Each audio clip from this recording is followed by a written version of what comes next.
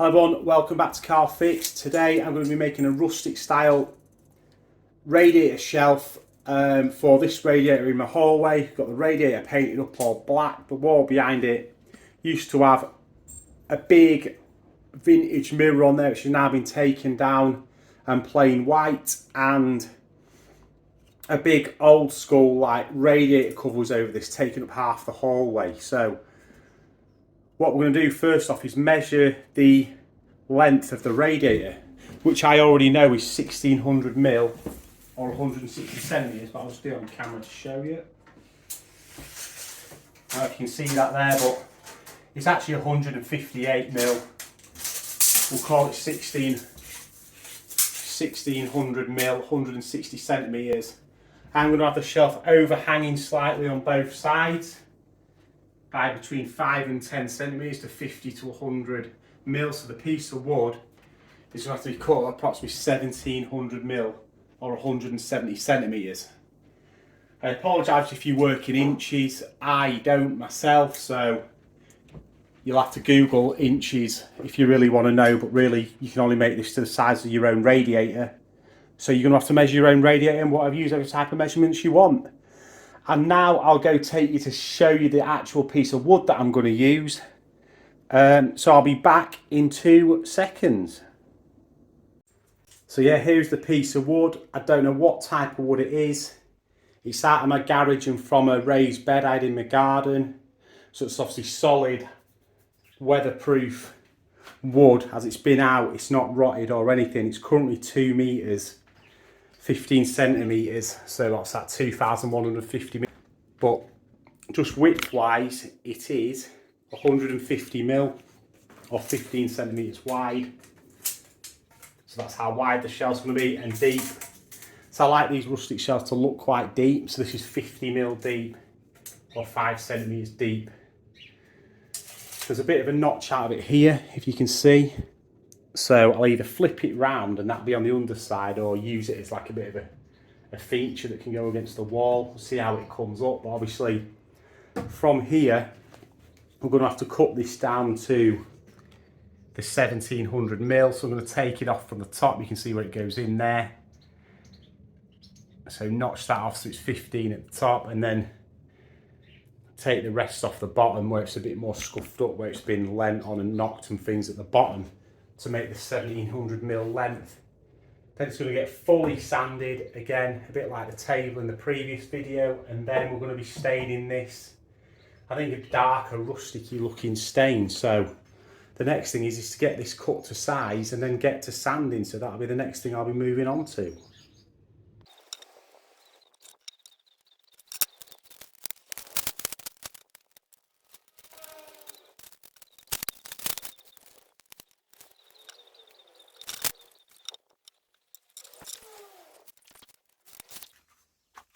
Always measure twice, cut once. 1700mm, 170 centimetres there.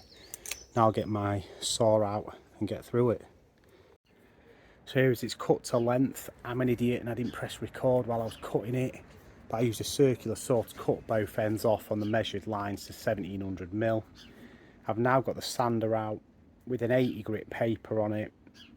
You can obviously do this by hand if you want with any kind of sander, but I'm going for the initially 80 grit, try and clean it up, see which side's the nicest for the face side that everyone's going to see above the radiator. Then we can clean that side up to a nice proper finish, and then we can get to staining it. So I'll just do a bit of a sanding work and then show you a little bit of that as I miss the cutting, and then I'll come back to you when it's sanded down and what the finish is like and which face I'm going to use to be the display face.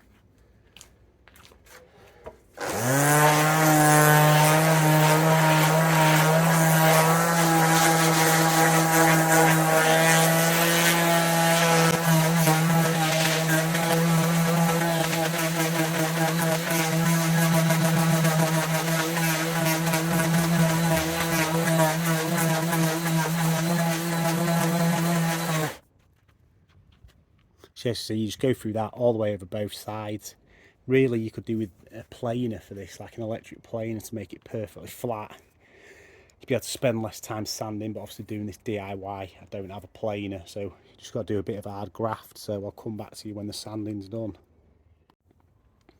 So I'll take you over, we've done a bit of sanding now. So this is the side I wasn't going to use as the top, as it's got the big notch out of it, and it was dirtier, but I like the grain pattern more. If we flip it over, still need to do the sides, but this grain pattern's just, it's alright, it's just not as interesting, I don't think. So I think I am going to use this side as the top side. Now I have sanded it back, so this is going to get a bit more sanding done to it. The ends are going to get sanded, then we can move on to stain.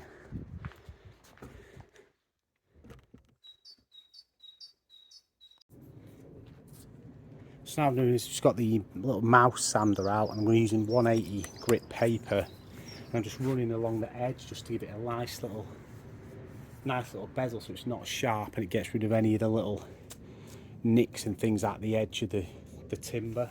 So it's a nice smooth, not sharp transition over the edge of the wood.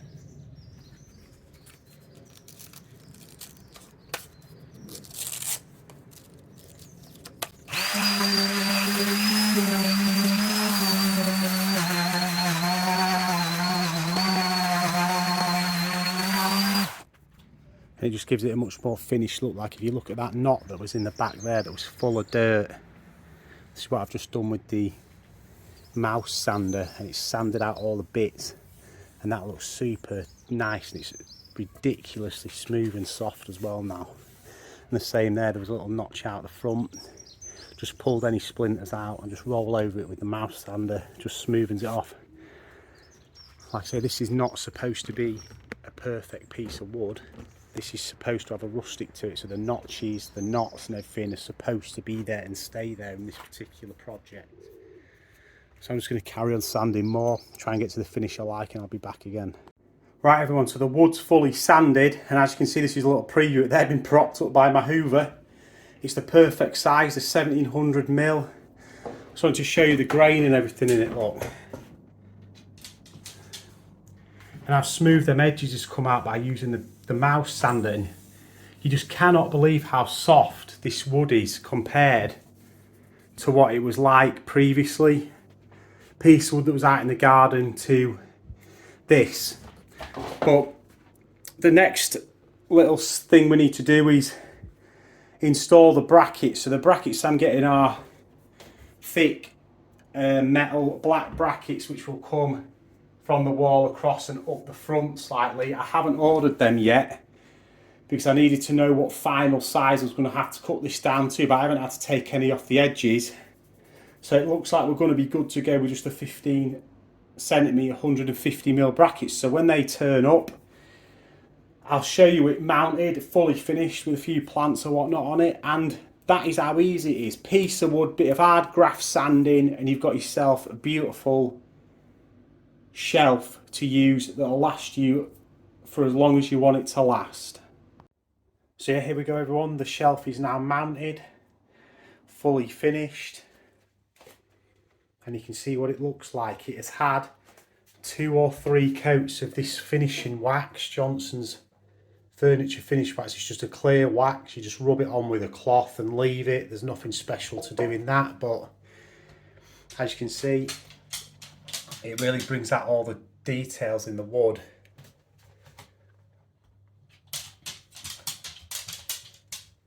And it has been mounted with these vintage looking brackets, which were 4 for £18 off Amazon. If I remember, I'll try and put a link in the description if you want to make this yourself. But obviously you need to buy the brackets that are the right size for your particular shelf. This is 15cm 150mm, so that's the size of the bracket from the wall to the front. So if the wood will sit in there. Mounting them is simple. Drill into the wall, couple of raw plugs, just mount them. Didn't bother filming that. Same as putting up any old shelf really. If you're going to be building this, I'm sure you'll know how to put a shelf up. So there you go, that is it. A nice rustic looking pure DIY, made from wood that I found around my house and garage, somewhere to put the plants on, somewhere that looks nice and rustic and goes with the rest of the wall. So I hope you liked the video. If you did, hit me with a like, favourite and subscribe. It'd be much appreciated. Go watch some of my other videos. And I hope to see you on the next one. And I hope you enjoy the things that I make. So see you all later. Peace.